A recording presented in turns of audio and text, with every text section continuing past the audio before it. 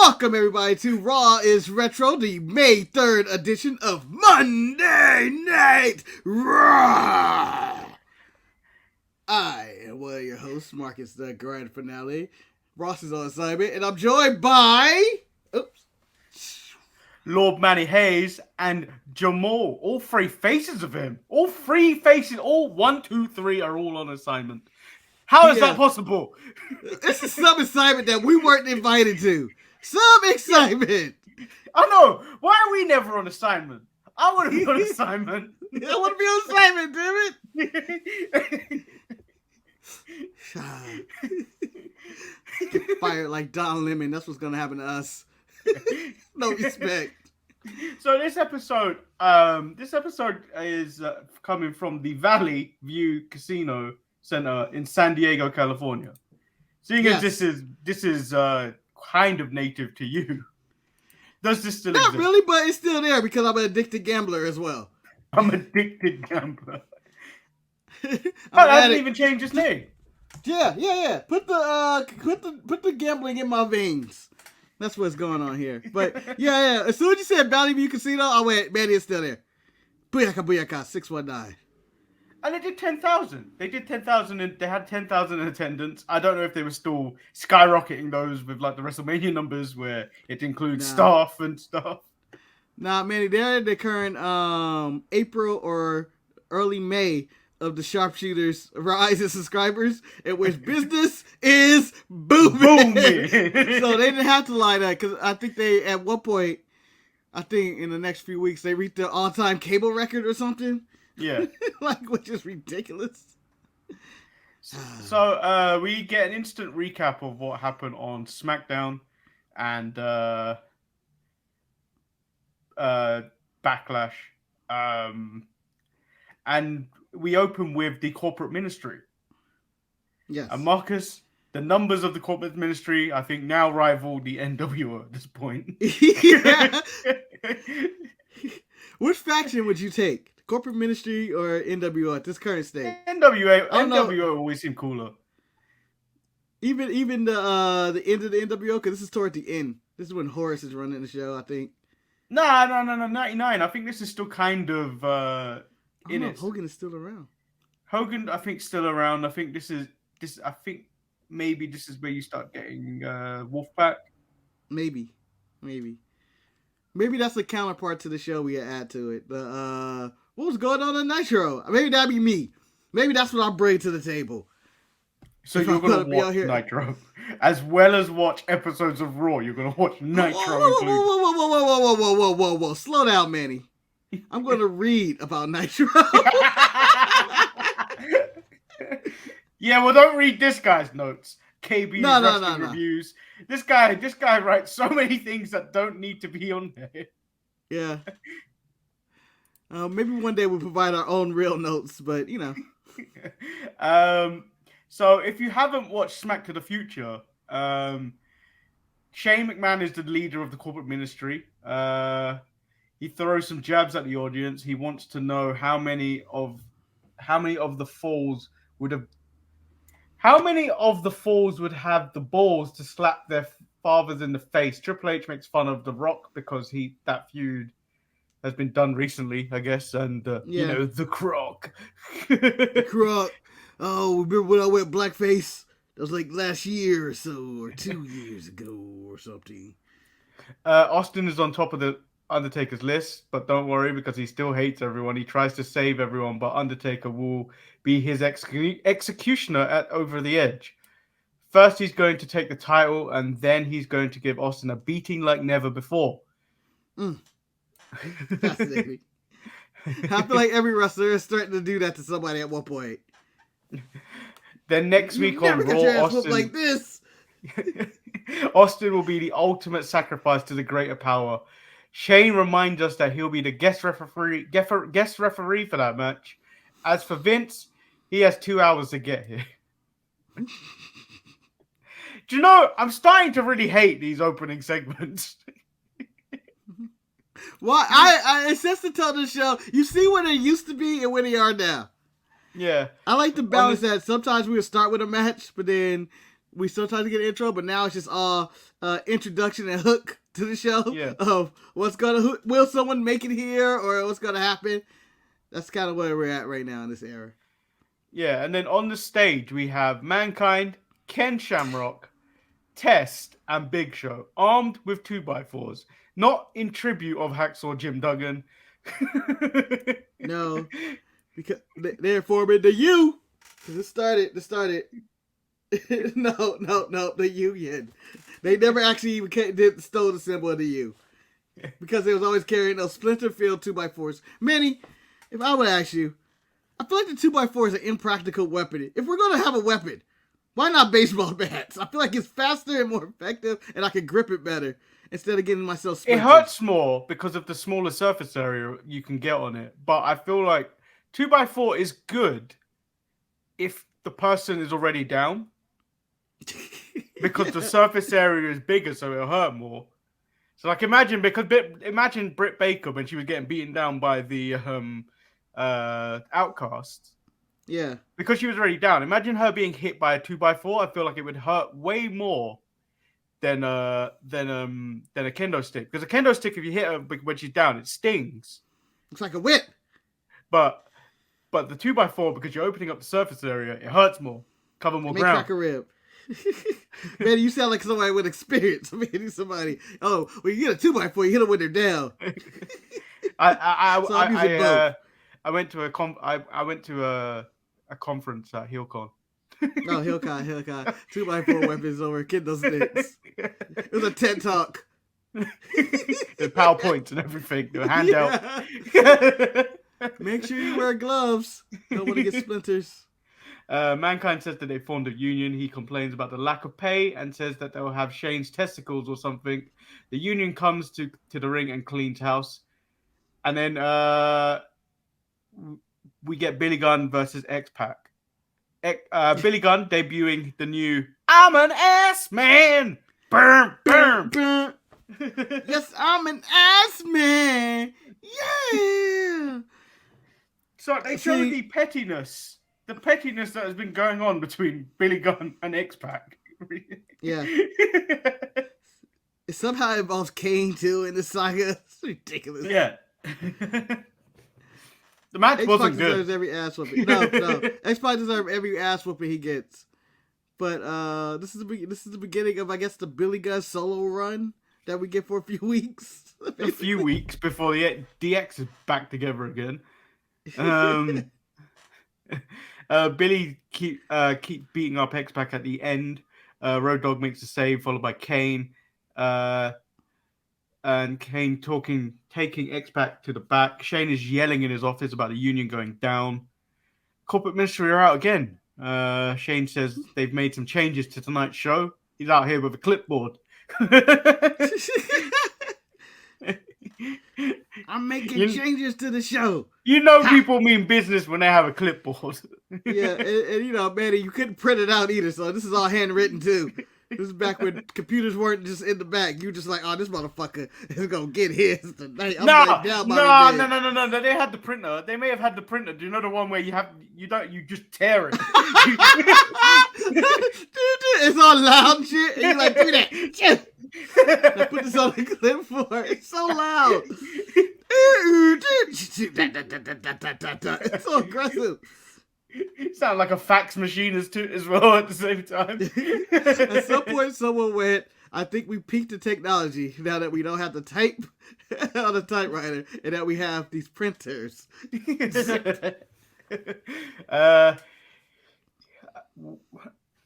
Before he can say anything, they cut to the back where Linda, McMahon, Stephanie, and Vince are arriving into the arena. Shane doesn't seem to have noticed. Then he announces a 4 corners match between Viscera, Bossman, Mideon, and Test. Everybody wanted that one. Also tonight, we have a hardcore match between the Acolytes, Mankind, and the Acolytes. Triple H is going against Ken Shamrock. Chyna's going to be guest referee. And as for the Mean Street Posse, they've got Patterson and Briscoe. And finally, Undertaker versus match, or is that the next week? Big Show. That's the next week. I think they were all retirement matches. No, loser leaves or something like that.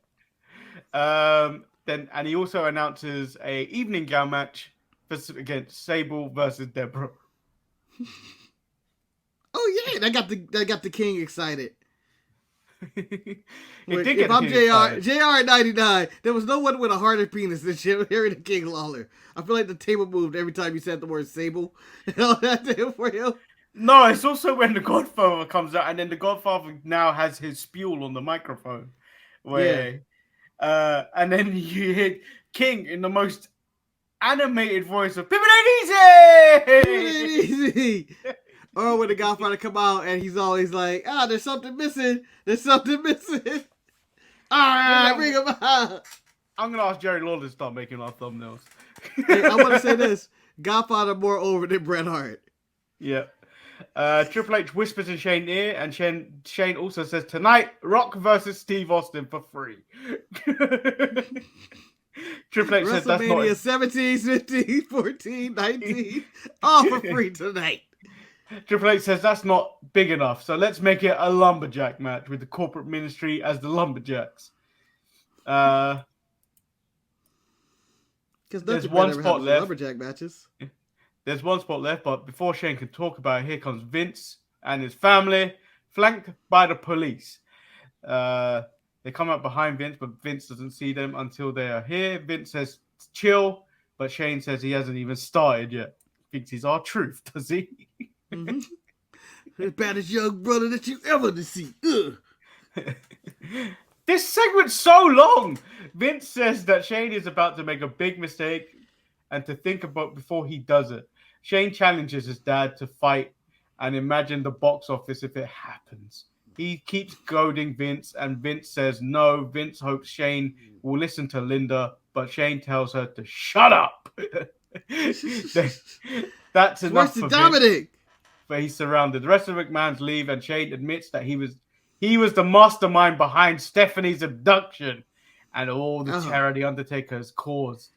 So that Vince would step down and Shane could take over.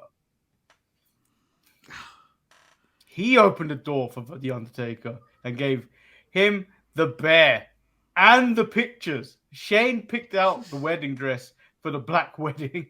All right, now that's crazy. Why is he picking up the dress? Well, how does he know her measurements as well? Yeah. She's in there sleep, and he's like, Stephanie, what are your measurements? I'm thinking about buying you a dress. Why, Shane? Why are you buying me a dress? Shane go do Shane business. That's the last line is what gets Vince to charge, but he gets beaten down after the corporate ministry leaves. Vince says he'll fight Shane, and then Linda and Stephanie are trying to talk Vince out of it, but he sends them to the hotel to get out of here. Get out of here! I'm gonna fight him. Shane's a piece of shit at this point. He's like, I need to understand because it's not going to be explained like in a month's time.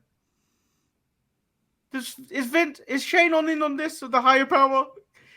I don't know if anybody was in on it but Vince. I don't even think the Undertaker was in on it at this point.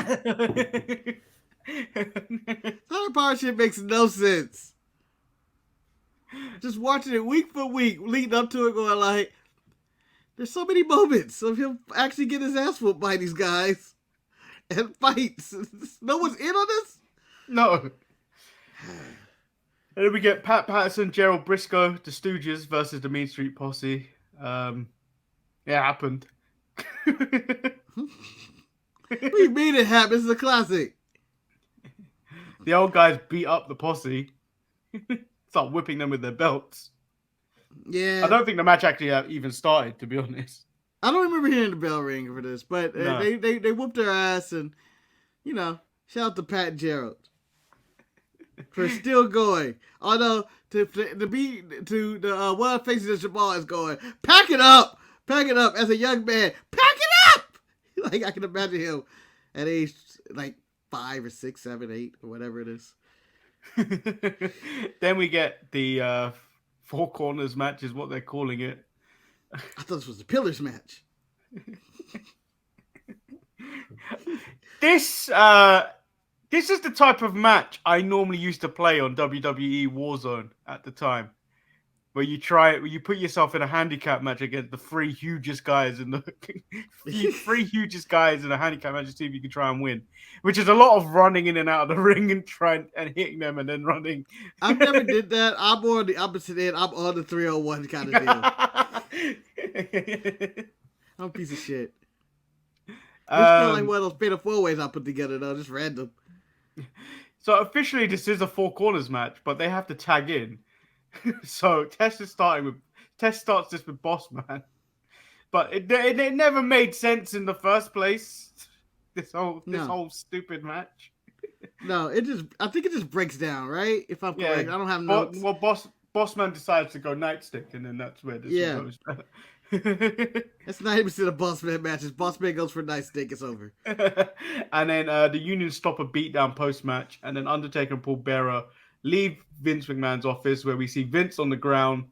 And what happened? Ooh. I'm sure he's just laying there now that I know he's the higher power. Yeah, the higher power. No, spoiler alert for anybody watching alone this for the first time. Undertaker made Vince smell his hand. What is this? Still smells. Oh, he went that route. That was your joke last week on Roy's Retro. You act like I remember what I be saying. I don't remember what I be saying. To be fair, that was a month ago when we recorded that. Yeah.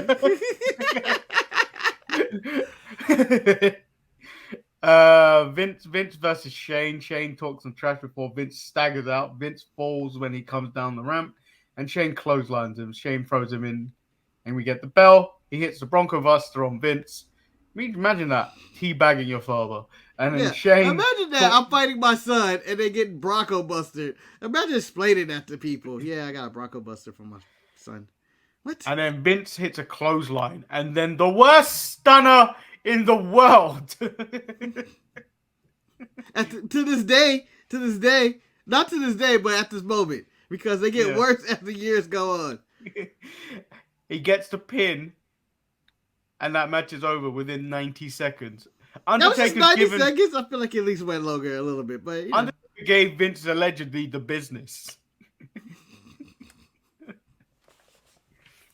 The champion, best pure striker in the game. We move into Mankind versus the Acolytes in a hardcore match. Again, everything in this episode of Raw, I'm just going to point out, just happened. Yeah. Again, all these Raws are just stuff happening. And if they was around today, people would be like, what am I watching? This show's horrible. There's no finishes to any of these matches. It's just going for It feels so weird that Triple H came up in this era. Yeah. And he's booking Raw now. And it's not much different. I mean, the matches are a little bit more longer. And you made but and you know what? Storylines, for their credit, makes more sense today. It just seems like there's shit on the wall at this point. Vince Russo's cooking in the back. Ken Shamrock versus Triple H. This is China low blows Ken Shamrock when he get and the match is over. Yeah, that's pretty much what happens. It's no reason to dwell on a lot of these matches. China low blow, it's over. Oh, okay. It's kind of all these matches. Undertaker versus Big Show. Yes! Undertaker doesn't even care about this. Undertaker just gets a baseball bat and goes for a DQ. He smashes the baseball bat on his head. Yes. So, how come people don't do this paper? I'm sure it's dangerous and it may break, but this is the way you use a bat. I don't feel like the way people use this bat with the poke in the stomach and maybe putting the hand over it to hit you in the face. This is the way a bat should be used in a fight. Just wham, right over your head. Just right over it. Although I was like, God damn, when he hit Big Show with that. Big Show shows up next week. If it's me that got hit over the head with a real baseball bat like that, Manny, I'm gone. I'm gone. It would have been, you would have been doing the Paul Walker. Been a long time with you, my friend. I'll tell you all about it when I see you again. Like, that's what happens when you get hit with a baseball bat like that. If you break a bat off somebody's head, they're gone. I'm just saying, I don't care how size you are. And then we move into Deborah versus Sable, the evening gown match. Sable pops up on screen and says she's at the Playboy Mansion. So that ain't happening. Then she sends out Nicole Bass. Yeah. You know whose fault this is? Shay's. Because, one, if you just tell people what you're going to do a week before a show starts, you wouldn't have this problem of knowing if I was in attendance or not. Well, Marcus, not here all day. Marcus, the other thing is, I didn't know the Playboy Mansion had a TV camera ready that goes straight to live TV. I didn't think they had the technology back then to have a news satellite like that. Someone bring a satellite quick. Someone has to address the people. I don't think video travels that well. Like, no, she could have sent the videotape. Like, oh, let's send this to her via email. Huh? This doesn't exist. Bass chokes out Deborah, and then Jeff Jarrett comes up with a guitar and just destroys her. That was a good guitar shot. Yeah, Jeff Jarrett is always good when he's hitting women. And then Val comes off and steals Deborah, which continues this weird love story that's going on. It's a love triangle right now. Nicole, Val, Jeff, or it's a square, and Deborah. Square. And then post break, Jeff Jarrett. That's JEFFJA. Double R E double T. You know what? God damn it! I don't care. I see these wrestlers on Wheel of Fortune. They need to have Jeff Jarrett as one of the answers. I don't care. And so it could be just spelling out on Wheel of Fortune. I like to solve it. JEFFJA_RE_T. That's double J, Jeff Jarrett. And then I want the person to go, that's incorrect. That could be a short that we finagle. It would involve a lot of green screening, but I feel like we could make that happen. Steve Austin versus The Rock. I mean, this is where I'm pretty sure Steve Austin should be dead. Because I don't know how, and the Undertaker needs to be tested for steroids because I don't think he should be able to throw a man that far. That far to the ground. First, they eliminate The Rock. This is off the stage. It's a big brawl, massive brawl takes place at the end of Raw. It's just a spot on top of the stage. Because Rock is seen off for the next few weeks after this with a cast. Yeah. So because The Rock kind of just fell off the stage. Austin was thrown off the stage. Yeah, The Rock falls into it looks like the ground or something. I think it's a pad. Austin at least lands on tables, which, again, I don't remember Austin taking bumps like this back in the 90s or ever.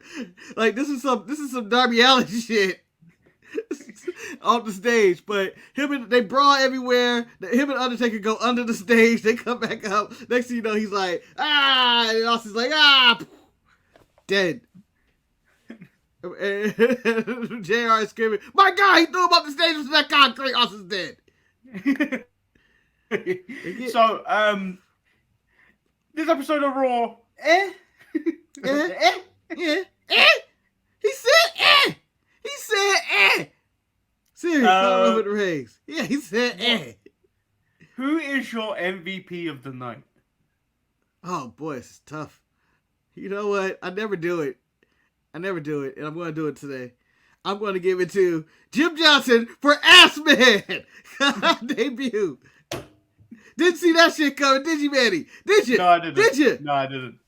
I'm going to give it to Undertaker. First of all, he is the real Mark Maguire because he was on the juice, destroying the Big Show with that bat and then tossing Austin off the stage like he was nothing. Man, you got to stop giving your MVP to The Undertaker. He clearly was the most dominant thing in the history of wrestling in April. And now that we have ventured into May, he's hitting people with baseball bats. And I believe he passes the Big Show out. I don't know if it's this week or next week. Marcus... That was this week, right? When he used the ether? And it's like, smell it all over it. What is that? Oh yeah, he did use ether in that match. This is ether. This is the ether match. Yeah, he put it all on his arm. He put it all on his arm on his arm, and then put Big Show in a sleeper. Yeah. Again, as I think I've been told, Eric just never said this on the show publicly. A live show that I want to be at is when someone uses the ether or some type of chloroform to knock somebody out. Because when the announcers go, "Oh, I smell it all through the arena. This is disgusting." I want to be in the arena and go, "Oh my God, he's using chloroform. I smell it from the nosebleeds." If you're going to do that, Marcus, you have to at least faint. Pretend to faint. It's got me too. It's got me too. It's got me too. It's got me too. It's that intense. It's that intense. But Marcus, in the month of April, and it could go further into May. You know when Brian Cage goes, "Who better?" Well, this is all Brian Cage. The Undertaker will go, "Who better?" Who better?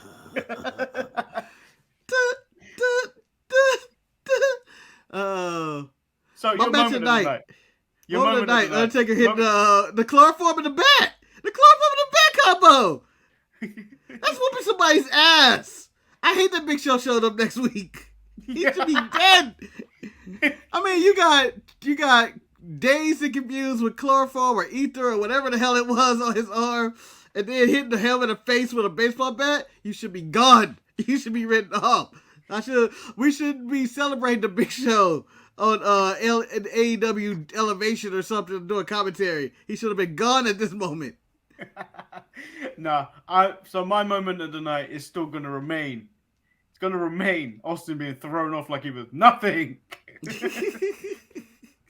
Take this, Darby Allin. I'll get you for this. So that just leaves only one thing. Make sure you like the video, subscribe, because so many other people are subscribing now. Yeah, now you're not cool if you're not subscribing. 0.111111% of the population of the world has subscribed to this show. You can't be like, "Oh, I subscribed to them when they weren't cool, when they were struggling to make 200.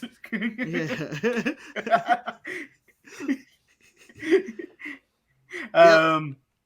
Make sure you like the video, subscribe, check out all the other content across the week. And sure it's us. Yeah. And then there's only one thing left to do, Marcus. I've just messed up this outro. Yeah, enjoy Backlash next week tonight. I mean tomorrow. Is it tomorrow? That's not it. That'll be tomorrow. Yeah. Watch along tomorrow. And there's only one thing left to do, and that's